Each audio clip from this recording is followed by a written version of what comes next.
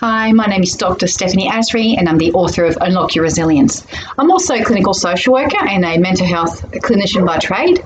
And so today I wanted to talk to you about a very serious and current topic. And yes, I'm talking about the coronavirus and the pandemic that's taken over the world. The reason I wanted to talk to you today about it is because although it's a very scary time and lots of people are experiencing pain and grief and anxiety, we also need to show resilience. And it's a good time now to build this resilience because we are needing it. We are needing it for ourselves, for our children, for our friends and family. Because the reality, as we've seen with the toilet paper crisis, when people panic, the whole world panics. And there is no need for some of that panic. So today, let's talk about how to be mindful of some of the emotions we might be feeling, while at the same time also lowering our anxiety and our panic. In order to be resilient, the first thing we need to be mindful about is our thoughts.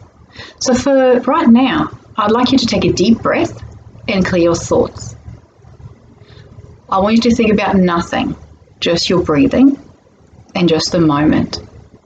Because right now, regardless of what's going on in the world, right this second, you are safe.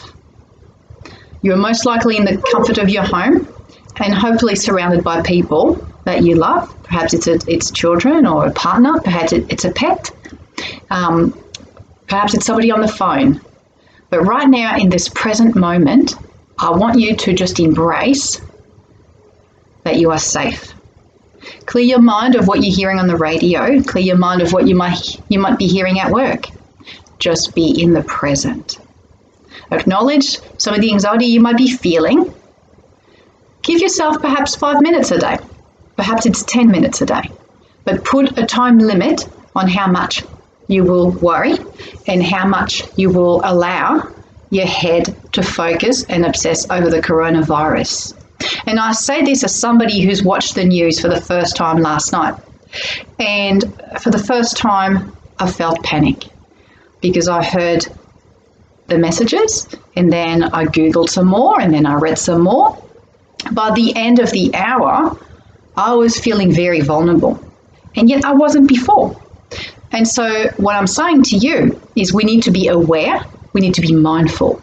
But immersing ourselves too much in this will cause us to feel anxious. So pick and choose what you can and can't hear. When you panic, you spread that panic. So it's important to replace these feelings of anxiety with feelings of positive vibes. Perhaps it's about taking more time to create these positive vibes. Perhaps it's the hot chocolate in bed. Perhaps it's a walk somewhere you might be allowed to walk. Perhaps it's just a run in the backyard, a jump on the trampoline. Perhaps it's just painting with a kid. Perhaps it's just painting on your own. It might be trying on a skill you've not tried before. A lot of people are having to isolate, which can drive lots of people crazy. So be ready with these positive skills and activities perhaps to replace the worry. The brain's an organ. It's going to want to take in and fill the empty space. So fill it up with positive vibes so that you've got less room for the anxiety, right? I'd like you to think about the fact that we have been given strict rules and strict health guidelines. Social distancing is one of them. Hand hygiene is another one. And where we attend, the groups we participate in, the meetings we go to, and so forth. Now, if you're following all these guidelines, there is nothing else you can do.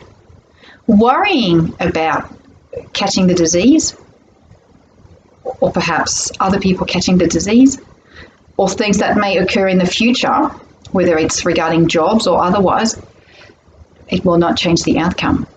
As my sister would say, be prepared, just don't be scared. Being afraid is not going to change the outcome. So right now, today, I'd like you to change your thinking to show good resilience and really be prepared by following the health guidelines. look at your meal plans, meal prep, without being completely over the top and having to stock up for 5 years. We've been assured that food will not run out. And so I want you to really consider the things that might be helpful to your mental health. There's a good exercise called the best, worst, and realistic case scenario. This applies here. The coronavirus is a pandemic. It's pretty bad. But if you look at the worst case scenario, which might be that the whole human race dies, as opposed to the best case scenario of we wake up tomorrow and it's completely gone. The reality is the realistic case scenario will be somewhat in the middle. It will be that there will be losses, there will be pain, there will be stress, but we will survive. We will make it. As a nation, we will stand strong and we will work together to rebuild.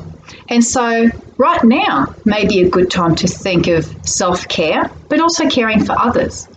If you know people who have lost their jobs, a kind word, perhaps a meal, perhaps a phone call might be helpful. And then in turn, this will help with your own resilience in that instead of thinking of your own panic, you will be serving other people. Things like post-traumatic growth is a good notion to consider. What we know in terms of trial and pain and trauma is people who go through traumatic times, for 90% of them, they will come out much stronger than what they were before this trial. And I'd like to think that this will happen to us, that we will reflect, we will learn about ourselves, we will show compassion and care for other people. We will learn about the things that, is helpful for our lives and our families' lives. But we will definitely learn to become more resilient, and that's important. So I'd like to challenge you on a couple of things. Take deep breath. Be in the moment. Focus on the best, worst, and realistic case scenarios, but focus on how to share that compassion and that positive thinking. When you become resilient and you become calm, then you spread that as well. So tonight, let's not spread the virus, but let's spread compassion and care for other people and ourselves. So I invite you, if you'd like, to join us. The Jessica Kingsley Publishers page has lots of resources that you might find helpful. You may also check out my Facebook page as a Dr. Stephanie Asri author on Facebook and Instagram, and find lots of avenues to fill your mind with positive vibes. In that, I wish you all the best and self-care.